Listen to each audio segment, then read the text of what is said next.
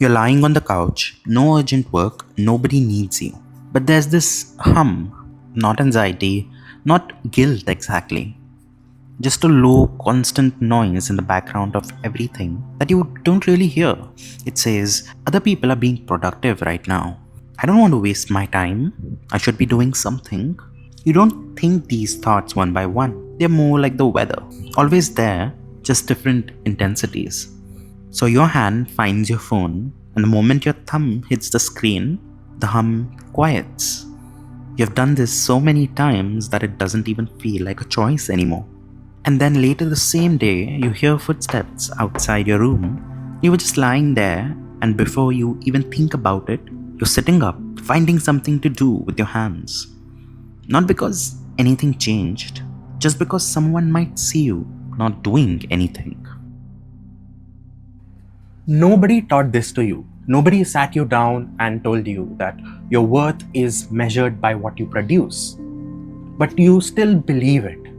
So much so that a brutal day full of work can be tolerable, but you can't tolerate a day where you rest. Busy feels safe. Productivity feels like you. But stillness? Stillness feels like a slow leak. Like something is quietly draining away the more you stay in it. And the word rest, somewhere along the way, it stopped meaning recovery. And it started feeling like proof that you're falling behind. There's a term in psychology that is known as identity fusion, where two components of your identity are so intertwined that you can't tell where one begins and the other ends. And for most high achievers, this happened quietly over the years. Your identity fused with your ability to be productive. Researchers describe this as connecting your self-worth to your output, where relaxing feels wrong instead of restorative. Consider this analogy. Imagine wearing the same coat every day since you were a teenager. At first, it was just a coat, but over time, your posture adjusted around it. You forgot what you looked like without it. And someone asks you to take it off. Even for an hour, it doesn't feel like removing a coat. It feels like removing yourself. That coat is your productivity. You didn't choose to wear it forever. You just never took it off for long enough that you forgot you existed without it. For most of us, being productive means good. We think that our conscience is trying to tell us be more productive all the time. And in doing so, we feel guilty when we rest. But hear me out very carefully. The guilt that you feel when you're resting is not from your conscience. It's coming from an identity which was built on the condition that you keep moving.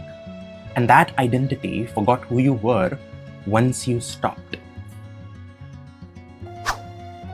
In 2017, Bellezza, Paharia and Keinan published a study in the Journal of Consumer Research that found something that should stop every high achiever cold. It said a busy, overworked life had become an aspirational symbol in society. And busyness stopped something that naturally happened to you and started becoming something that you keep performing.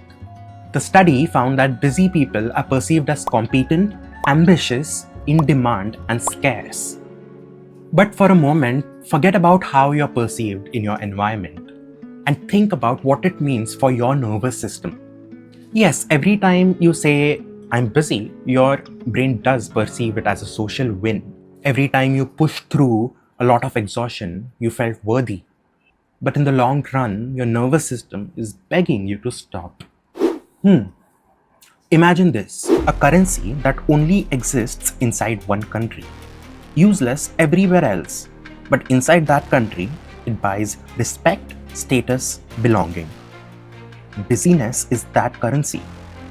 And you have been spending your health, your rest, your presence of mind to buy something that only holds value inside a system you never consciously agreed to join.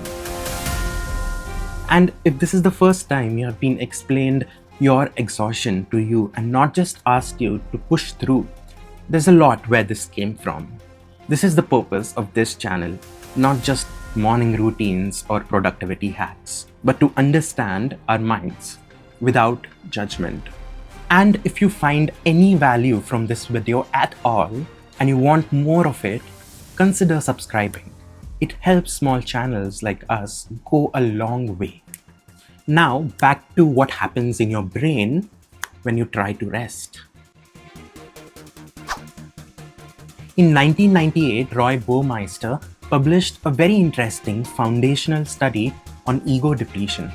He wanted to see if willpower and self-control is a finite resource. The experiment was very simple, and we'll jump directly to conclusions.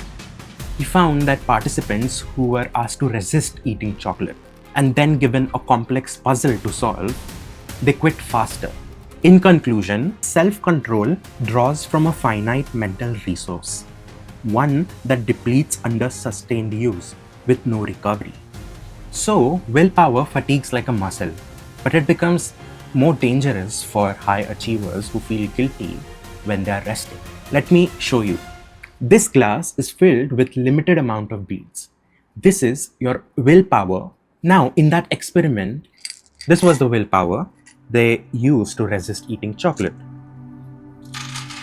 Now, this much willpower remains for the puzzle. So, let's say through the puzzle, they use all their willpower and only a little remains. But it's not enough to complete the puzzle. So, they leave the puzzle halfway through.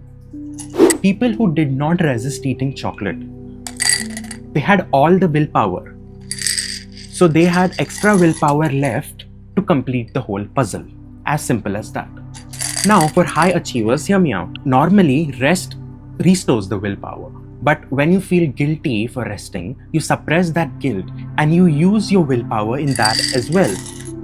And chronically, you're left with a depleted state of willpower. And updated research refines this concept. Your brain starts compartmentalizing and rationing your willpower. So, if it says that only limited willpower will be allowed to do a task, you can't complain when it gets over and you can't complete the task properly. Your brain isn't failing you when it struggles. It's just protecting itself from a person who has forgot how to recover. And because of this, most of us think that we are running out of motivation. But you're not running out of motivation, you're running out of recovery. And those are not the same problems and definitely do not have the same solution. Researchers very smartly call this as rest intolerance. Rest intolerant people believe that rest is earned, and that belief fires an intrusive thought whenever they stop. I have this beautiful analogy that I read somewhere. Consider it as a smoke detector that goes off every time, not when there is smoke, but only when the kitchen gets warm. Every time you try to cook, the alarm sounds. So you stop, you eat cold food, you stay hungry. That's your guilt about rest. See, guilt is not a complete enemy. It was built in so that you don't become an absolute lazy sloth. But what has happened for most of us, the calibration is gone really askew. So instead of detecting that you are actually being very lazy and full of inertia, it sends you intrusive thoughts even if you try to recover. 3 shifts, not habits, can help you recalibrate your fire alarm.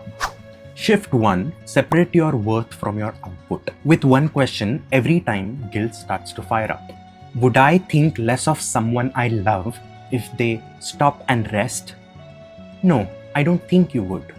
Then why think so about your own self? Shift number 2, name the currency that you are collecting. Because busyness functions as a status signal, driven by the perception that busy people are scarce and in demand. So ask, who am I performing for right now? And if the honest answer is, I don't know, that's the most important answer and actually a gift that you could give yourself. And finally, shift number 3, treat rest as data and not defeat. Baumeister's own research says that rest restores self-regulatory resources. This isn't generic self-help language. It comes from the same researcher who proved willpower depletes, confirming that recovery is what makes the next effort possible. Rest isn't the absence of work. Rest is what makes the work worth doing. And I want you to write it down. So hear me out. You're not lazy. You never were. You're just someone who built their identity around being productive, and somewhere along the way, rest became an evidence that you're not being productive. But that is not the truth. Because a person who rests understands something that overachievers who relentlessly work do not understand. You can't pour from an empty cup. And listen to this: who you are never requires proof. You existed before your first accomplishment, and you will exist after your last one. Everything in between is not performance, it's life.